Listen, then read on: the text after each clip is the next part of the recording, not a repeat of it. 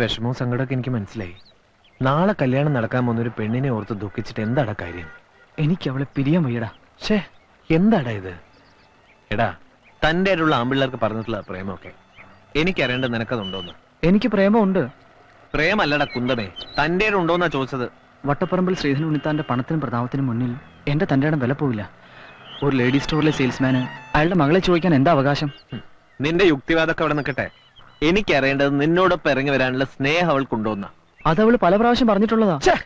എന്നിട്ട് നീ ഇതൊക്കെ മുഹൂർത്ത നേരത്തെ ആലോചിച്ചിട്ട് എന്താ കാര്യം? എടാ, നിന്നെ പോലെ നട്ടലില്ലാത്ത കാമുകന്മാരെ ഇങ്ങനെ പല പെൺകുട്ടികളുടെയും ഫ്യൂച്ചർ തൊലക്കുന്നത്.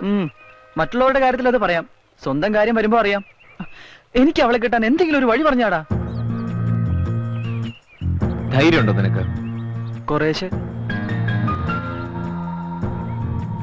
എന്നാ നാളെ രാവിലെ നീയും അവളും കൂടി സ്ഥലം വിടുന്നു.